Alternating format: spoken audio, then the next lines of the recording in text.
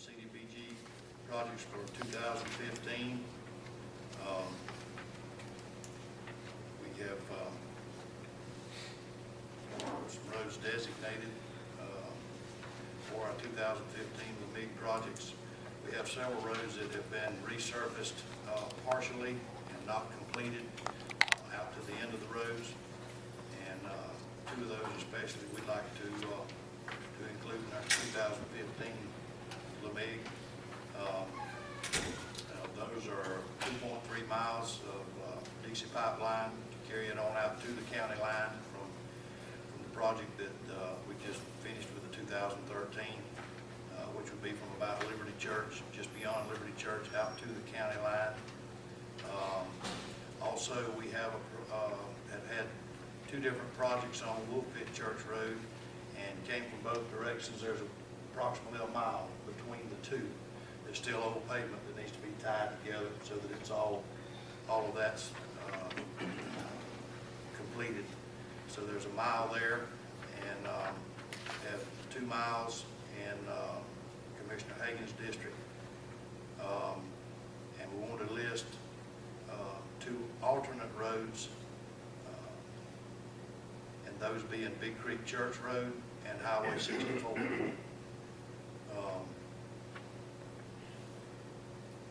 So would we have any discussion on these projects for our 2015 LMIG?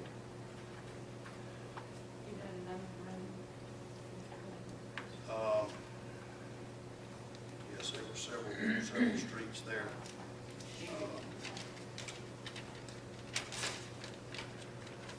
And a lot of these are short streets. It was 2 miles total. Jackson Circle, Roberta Circle, State Street, South Beach Street, Debo Street, Hurricane Creek Drive,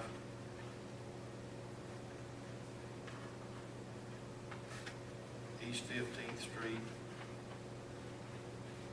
and Gallon Street. Gallon, G-A-L-L-O-N.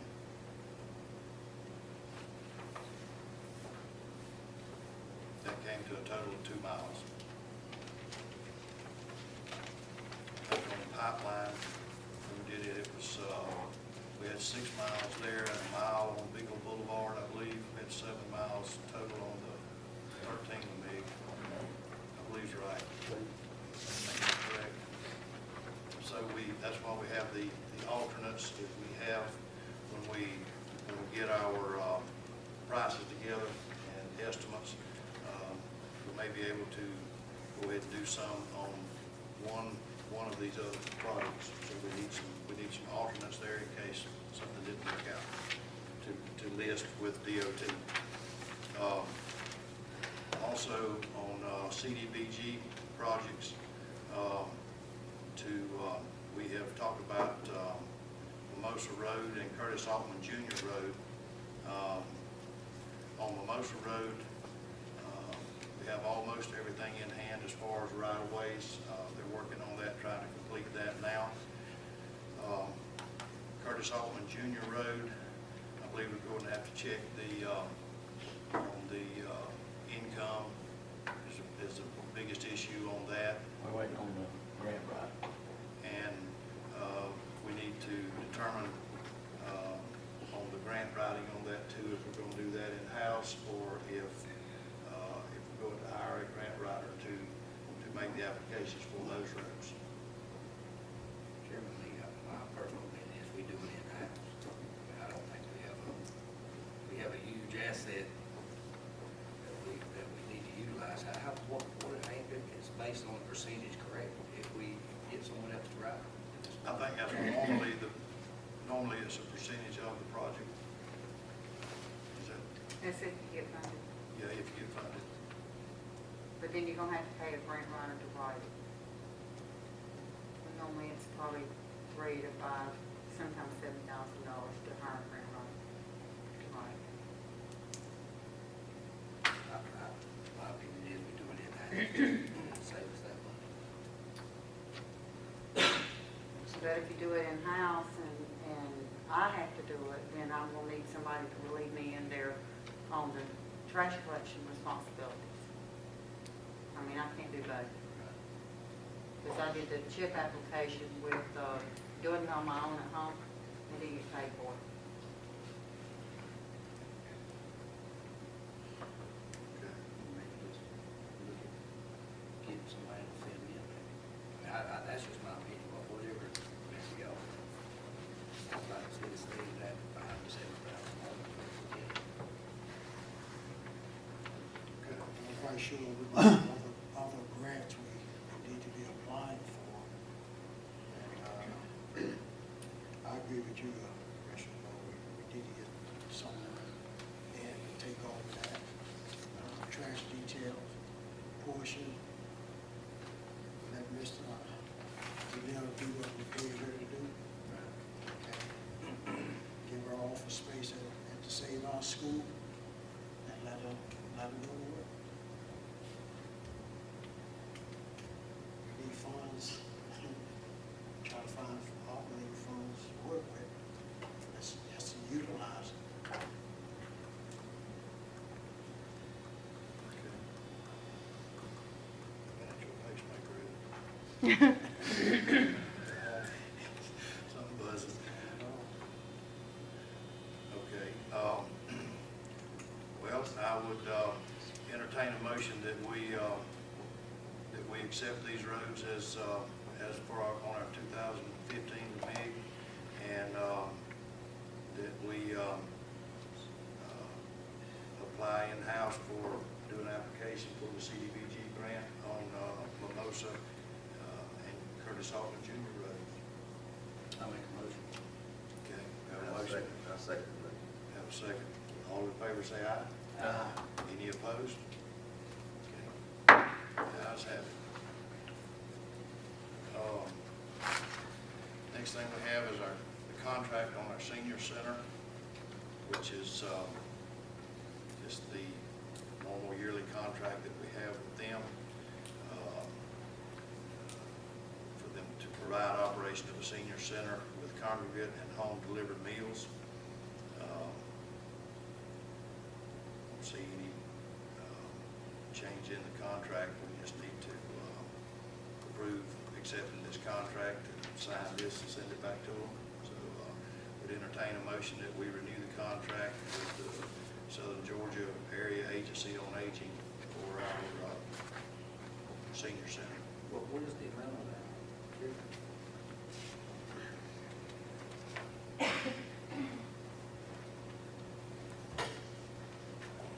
This thing's 2 inches thick. It's actually like 2 or 3 copies.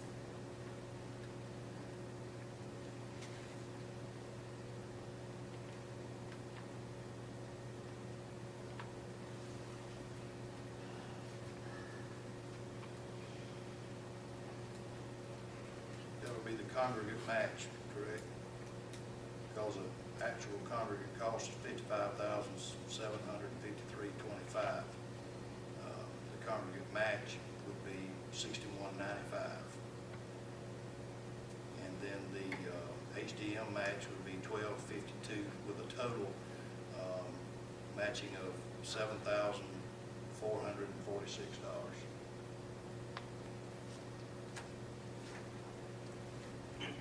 I'll make a motion to accept the contract as written. Okay, have a motion to have a second. Second. Okay, all in favor say aye. Aye. Any opposed?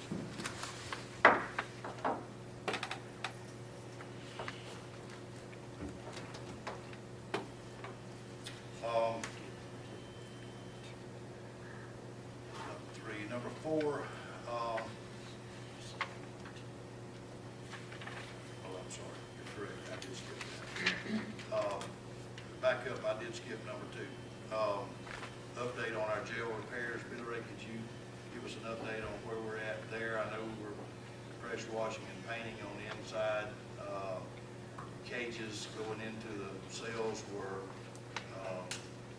99% complete, I think. All we gotta do is put the locks on them, and they're done. As far as the locks, I haven't heard anything back on them yet, as far as getting them up and going, but we are thinking the 68 side now.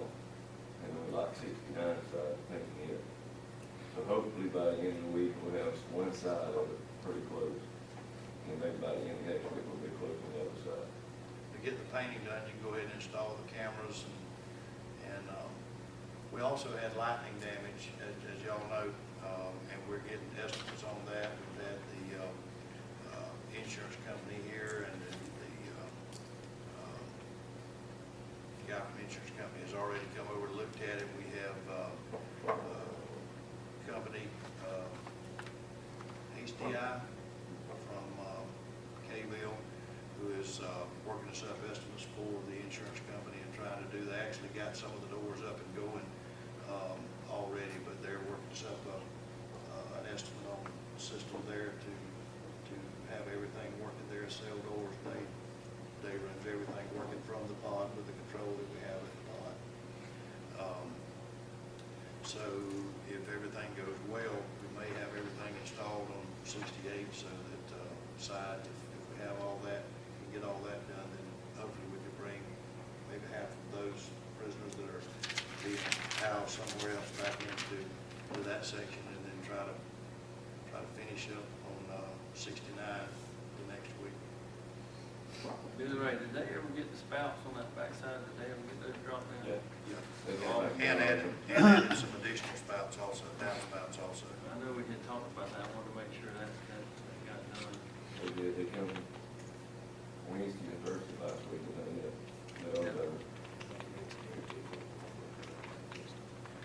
The cameras, are y'all on, all the cameras, how many cameras you got running?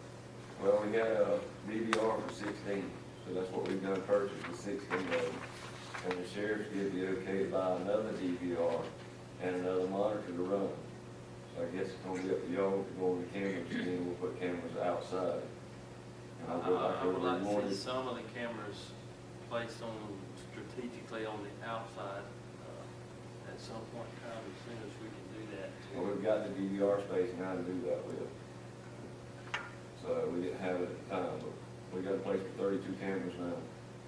Since the sheriff bought the other DVR, so. And they're gonna be viewed from the pod and from the jailer's office at the same time. When they go back, it's not gonna be one or the other, it's gonna be both at all times. So if you've got somebody in the pod, they can view it, or somebody's in the jailer's office, they can view what's going on. So you should have two sets of eyes on, at some point in time, should have. And all the cages for covering the cameras and the cells, and all that, we've already got those fabricated and painted and ready to go up as soon as they get, before we can get the cameras mounted and mount those. And those are already painted, ready to go up just as soon as we can get the paint on the walls. I'll build 2 more for the day rooms whenever we get those ready. But we'll just build them in the house instead of trying to get them out of building. Okay. Have we had a new shower yet to Oh, test yes, the sir. roof? Yeah, we've had 4 rains, and actually, what's really nice is that, now we had an issue yesterday, at some point in time. It's like a lot of other things, nobody knows who done it or when it happened or what, but, in that electronics room that's always wet, there was a fiber cable that ran connecting this building and our computer system here to the computer system over there, and a return back to the server that was installed and buried when that building was built, connecting these two with the fiber line, and not to give service, but just connectivity. And because that room has leaked from day one since that building was built, they had, I think originally had tried to mount it on the wall, and then when it rained, it just flooded, caused a problem. It was actually not mounted, and it got bumped and broke the fiber wire. And we were here until 10 last night, and then they started back. Our telephone came in this morning to fuse those lines back together. We finally got our system, our internet and everything has been down since yesterday. But everything this evening at about, I don't know, 5 o'clock, something like that, 4:45, got everything back up, email working and everything else. So that was a nightmare last night, trying to get everything going and get our offices where they could function. I'm old school and I've never had to deal a lot with everything that you do, being on computer, but when something happens and you can't get in your system or it's not functioning, it shuts down every office you've got. We, in the near future, we're gonna need to make some changes and adjustments to our computer system, the way it's routed and the way it's set up. We do have several issues there, but we do have it up and going. Billy Ray, on the repairs, you mentioned like, what about that board up under the pod there? Did they get that? That's what we're waiting on HDI to give us an estimate on. They're trying to work up prices on it now to get us an estimate. Yeah. We're gonna completely get rid of all that circuitry and just go back with normal mechanics and get away from a lot of that stuff. All you need is a contactor and a sequence to open the doors. So all that computer board and all coming out of there. And we're just gonna phase it completely out. And it's about half price what they wanted to replace that board that's in there. So, What I was gonna say though, also, I get carried away sometimes, losing my train of thought, but, that electronics room we've had 4 rains and some pretty good rains, and it's been dry as a bone. And it's not even under that roof, it's joining the wall next to it.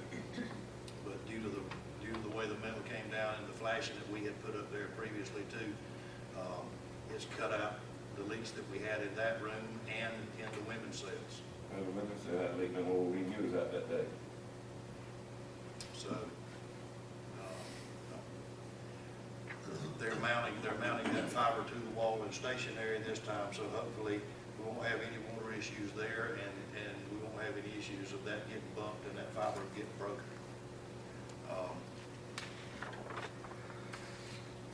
That's the only thing I can think of right now. So when you get that board replaced, Billy Ray, it's gonna be able to work all the locks in the pod up there.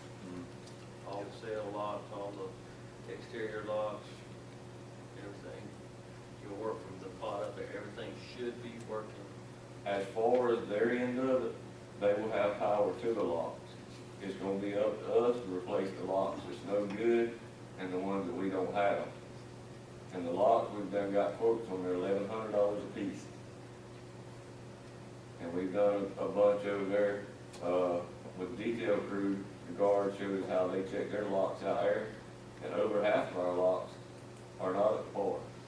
I mean, if you hold that button in, you should not be able to push the other button back. When the door closes, it pushes one button in, and that stops the other one from going back. Ours don't do that.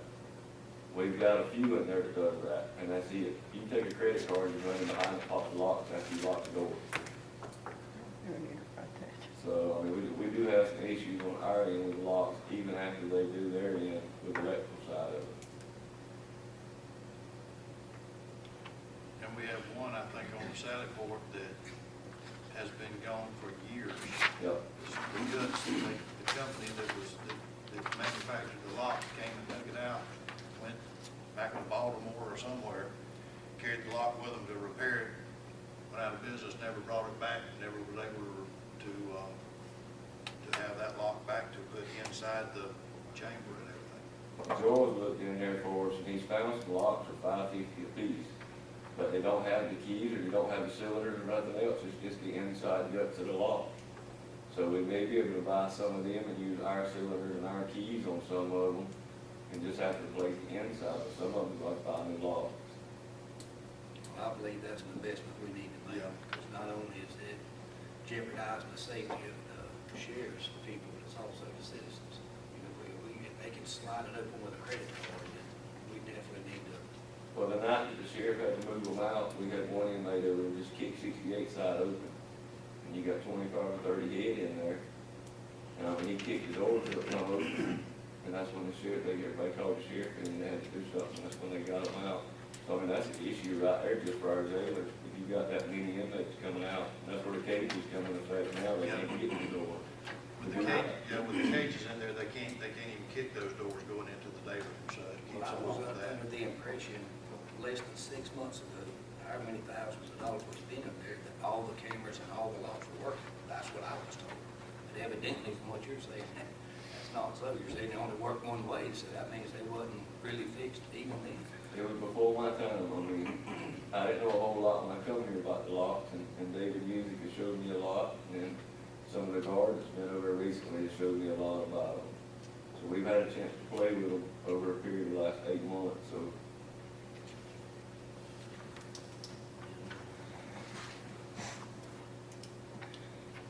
Okay. Did Glover ever, I haven't heard from him this evening, he has not picked.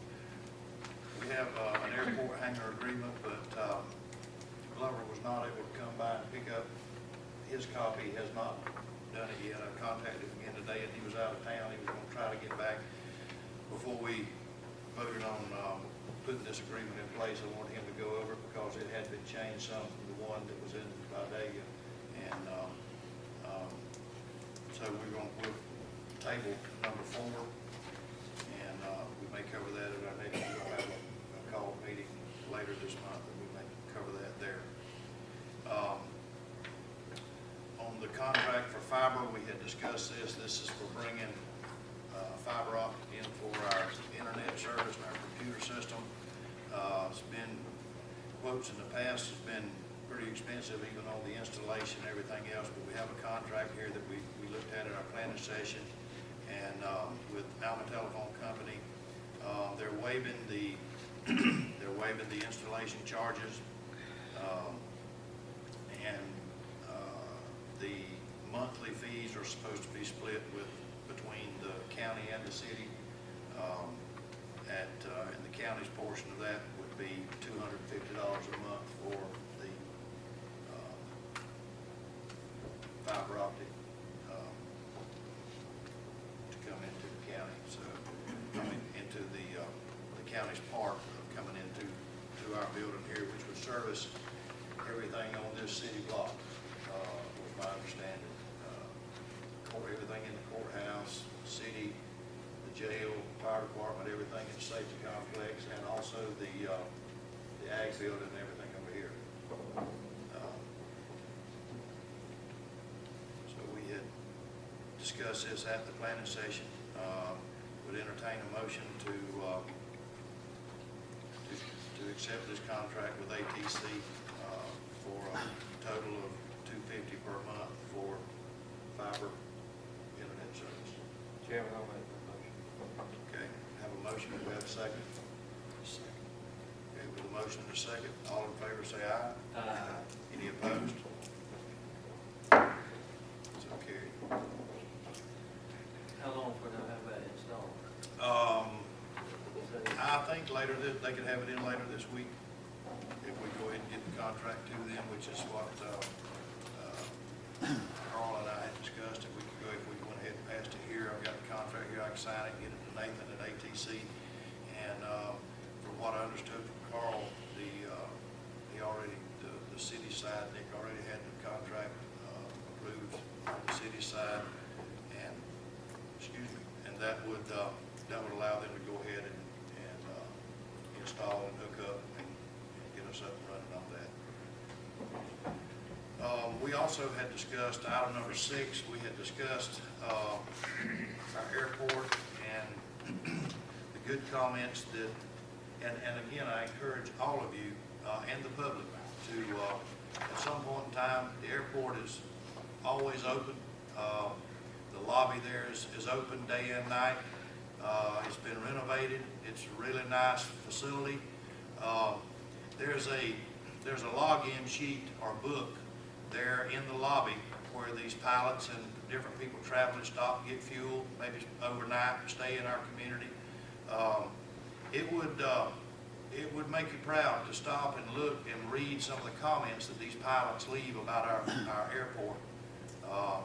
It's encouraging. And like we mentioned one time before, I think in one of our meetings earlier this year, someone pointed out that a person had flown through and got gas and gone to Florida, and on the way back stopped and made a comment, and it was Colonel Oliver North had stopped out here at our airport to get fuel and rest up a little bit. And the only negative comments really to amount to anything that I've seen in that entire book was a question over and over, when are y'all gonna have Wi-Fi? And everybody, they wanted it for their computers, their laptops, or whatever, if they were stopped and resting for a little bit, or to check out our community and, you know, go to websites or whatever, as well as some of their flight, conditions and things like that. And so we were, I talked with, JW today on, what it would cost, what it would run us to have Wi-Fi at the airport. And he said it was basically going to be like a business billing, and it would run approximately $69 a month to have the Wi-Fi at the airport for the computer. So I'd like to see if we have any discussion on this, or where we'd like to go with that project. The Wi-Fi is a must nowadays. You know, all new technology, equipment and stuff, you gotta have Wi-Fi to even operate. But I think if we do get Wi-Fi out there, we need to put a lock on it, so only those that come into the airport can use it. If not, anybody can tap into it, that's in that facility. Well, that's the only thing with each one of them having the code and everything to get into it, that may be a problem also. Yeah. But they would have to get it once they come to the airport. If not everyone calls, when they fly, when they, do their flight plans, not everyone calls Clover, you know, to get the password, to get into the Wi-Fi. So that may be a problem there. What's the range? Unless you have a Wi-Fi, you have the password I don't think the range is- available You ain't gotta worry at about there, that. once they get there. Won't get back to the Yes. road with the range. You can do that. Danny, give us some background. Yeah, you won't even be able to reach that from the highway even going by. You'd have to be out on the facility in pretty close proximity because of the metal building Right. and the fluorescence. You'd almost have to be in the building or Or within right there in that a few parking yards lot where of it that you fuel can up get, the planes yeah. or whatever. Yeah. So, This won't mess up anything to do with like the aviation, FFA or, no, because I don't see any way it would, because they have it at almost all the other airports. I just, That's why they were requesting, they said we were one of the few that did not have it in Yeah, place. the backside of that aviation stuff is already secure pass, so the wireless isn't gonna affect that at all. You won't be able to enter one from the other. It's not linked.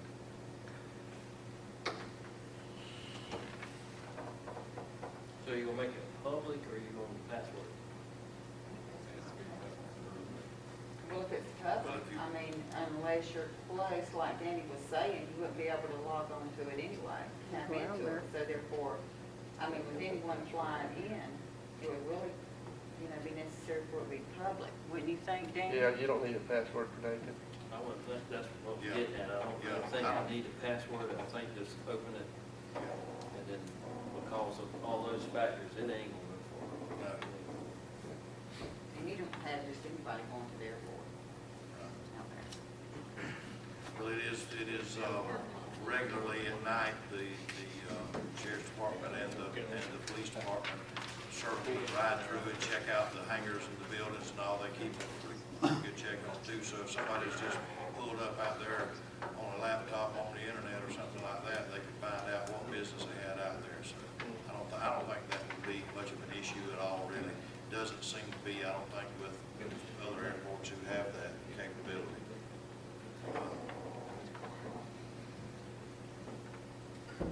So what are your feelings on it? Is this something we want to pursue? It's a must have.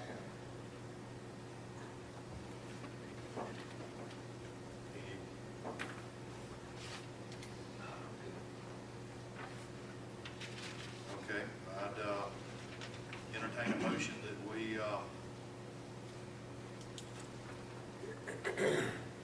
don't know if we'd have to have a contract with them on that. They offer a 2-year contract in order to replace the unit if it goes down. Other than that, you're just month to month, but you're responsible for the unit, the DSL unit if it goes down, which is like $80.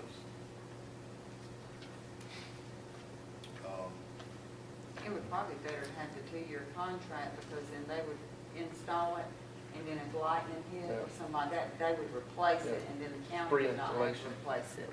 But it would Let's be do better this. to have a contract. I think we'd all be fine with having it out there. Let me get, ATC to give us a little more information on the contract and, you know, like you said, as far as to cover lightning damage and things like that, and we'll look at it from that aspect and see, what might be our best route as far as, any damage that might occur or anything like that, whether it would be a minute amount, it'd be worthwhile doing that before we actually vote on that. So I'll check on that and report that back to you at our next meeting. You take one of them. Yeah, table that. Okay, Mr. Larry, well, Larry, before you, Bradley, you have a report on the fire that you handed out. Start off with the first, the month of May. We had 83 calls to Baker County Hospital. We had 39 transfers, 26 no pickups, which came to 148 total calls.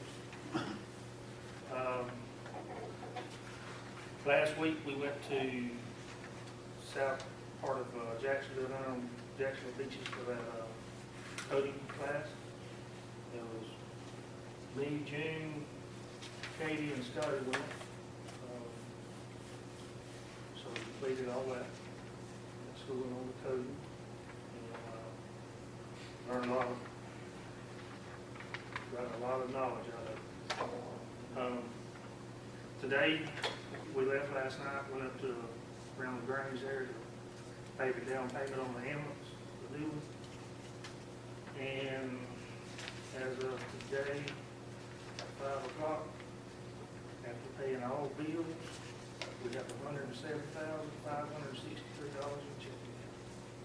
That's paying the payment on, the down payment on the, Give me that figure. 107, 563 and 8 cents. Last month, that was an unusual amount of calls that we received. On our payroll, on the fire side, it was $31,854, and on the EMS side, it was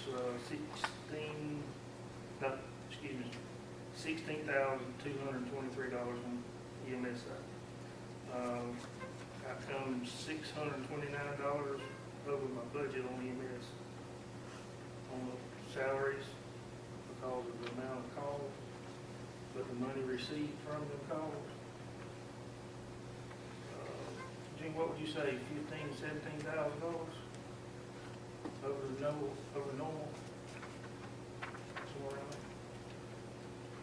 Yeah, that's a high number of calls, 148. I think that's the most I've seen since I've been here. And on the fire side, we had 4 city calls, 9 county for a total of 13. Private structures, we had 4. Public, which was alarm. Primary school was 1, false alarm 1, wood and grass 1, vehicle fires 2, farm equipment 1, trash and debris is 1, gas leak 1, and 1 rescue extrication. We had the pork chop plate sale. We cleared about $2,000.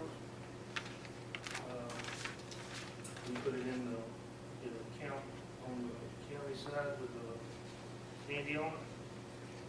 So that was a good day. And that's pretty much it. Bradley, the fundraising money, do you got it earmarked or something? It's an account in the county. It's in a separate checking account with, Or what, I guess what I'm asking, what you will do with it's going to be used suits by, or hoses or fittings or? it's going to be used by uniforms for some of the volunteers and finished by uniforms for the full-time fire department, the dress uniforms, the regular uniforms we'll have to buy our budget some. Okay, thank you.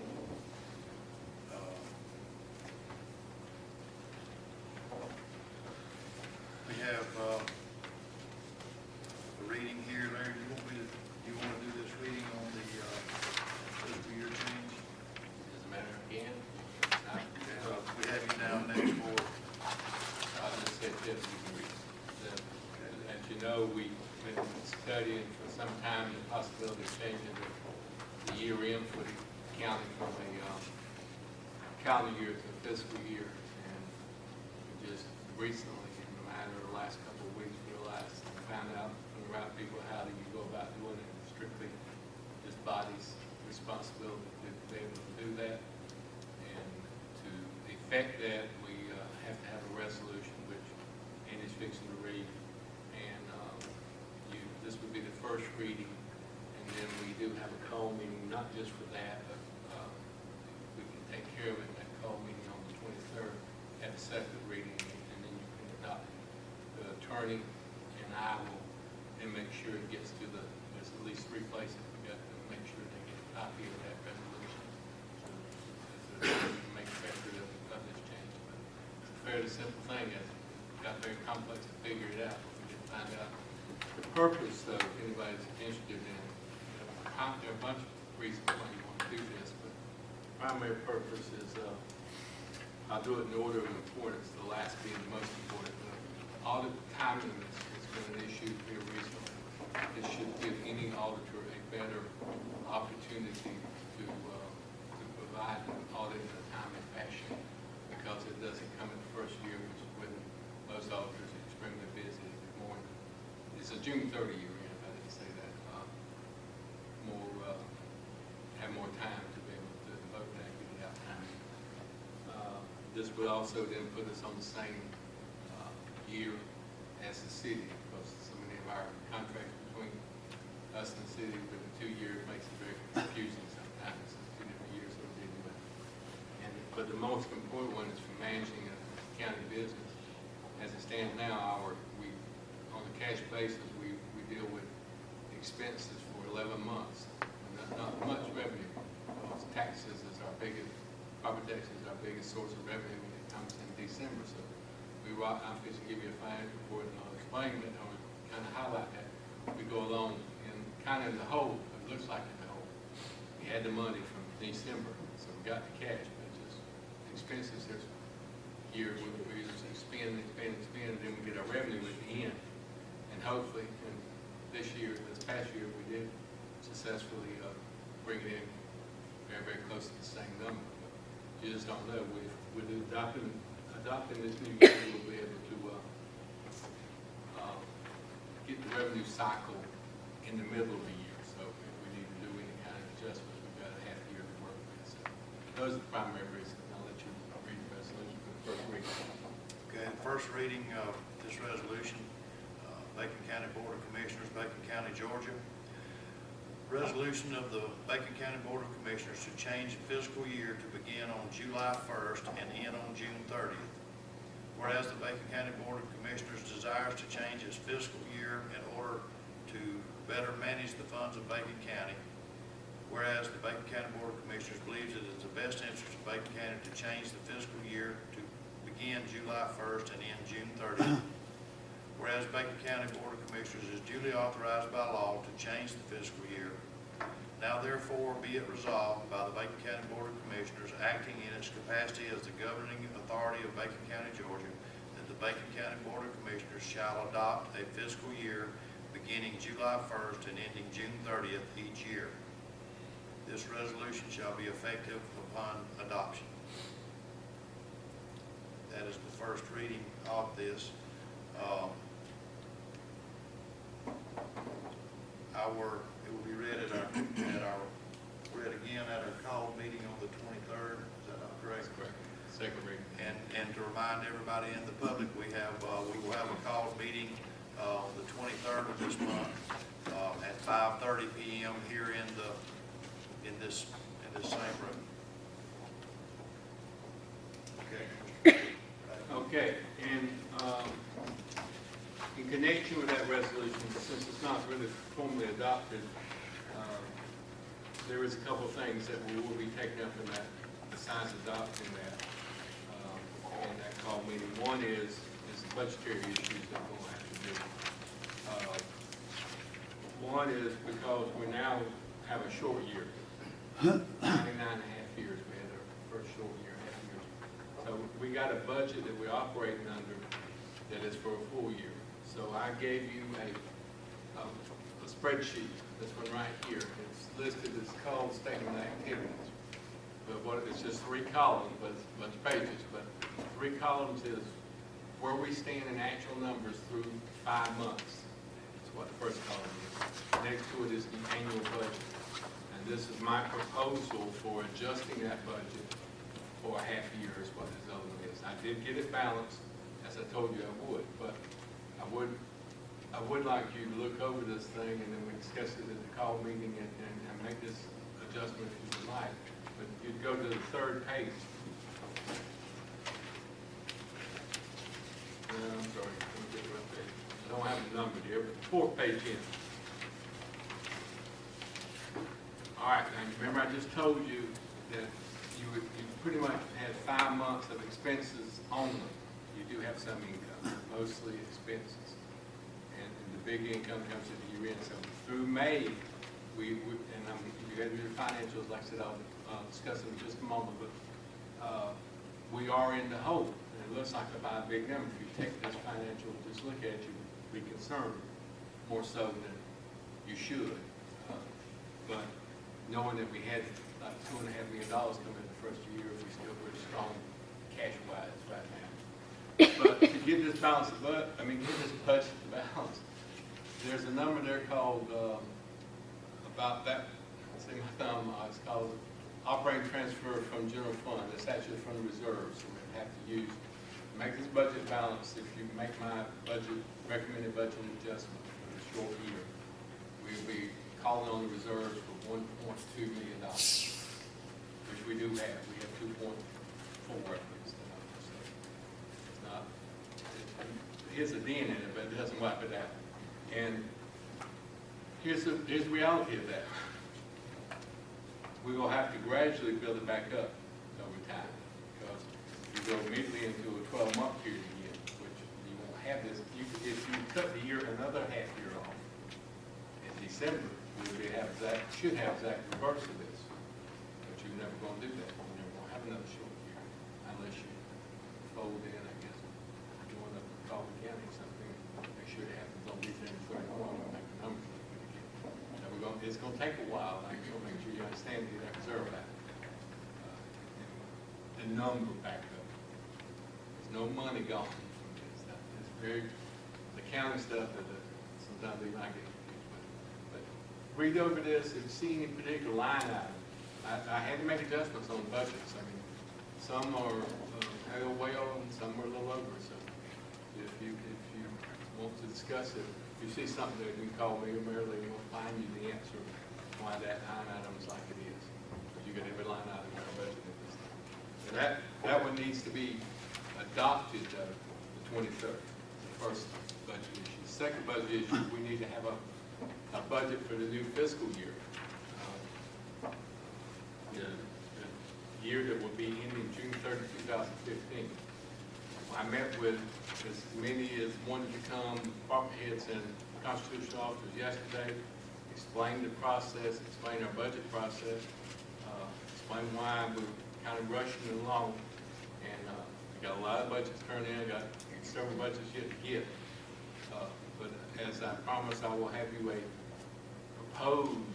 proposal of budget in your boxes Friday night, not Friday night, by Friday.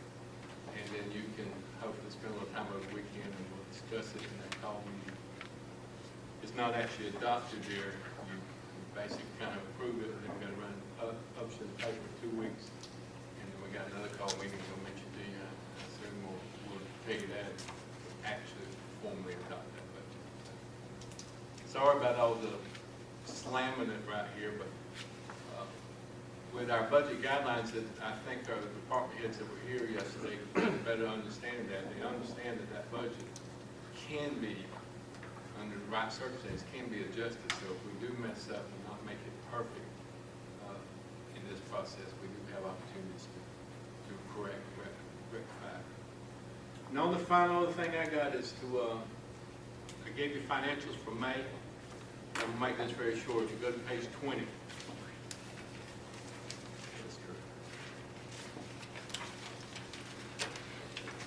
You really can't look at the revenue side of the thing, because again, you know, our revenue don't come in until later, but you look at expenses, close to the bottom, there's a bold line called total operating expenses general fund. Through May 31, we have spent $2.431 million out of the general fund, which is 40.6% of the budget at a time when the year is 41.6% complete. So we're just ever so slightly under that budget at the end of May.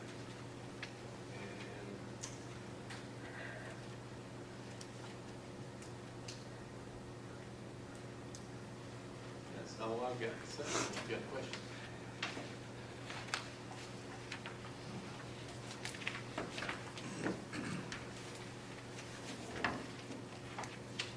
Will be under budget and over budget anytime.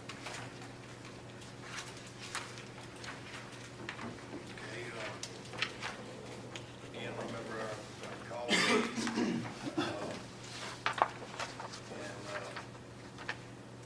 think we had anything else. You heard anything else? Chairman, did you get a chance to get with Charlie? I had mentioned in the workshop, I know me as a business owner, I have to carry general liability and workers' compensation. If I was to tear off a roof and it leaks, my general liability covers the damages there. And I just feel like, you know, it's being the taxpayer's best interest that we check with Charlie to see if he's got that general liability, which I'm sure he does. He does have general liability. So I think some of the damage that was done and us having to rehouse those inmates should not come at a cost to the taxpayer. And part of the, you know, the liability should be his, you know, for whatever, but did. I did check with him, he does have liability insurance, and he said he would be glad if we wanted to speak with him, he'd be glad to come over and meet with us on that. So, whenever would be a good time for y'all, we can have him come over and plead his case or talk with us, and you can direct questions to him and see what information he has.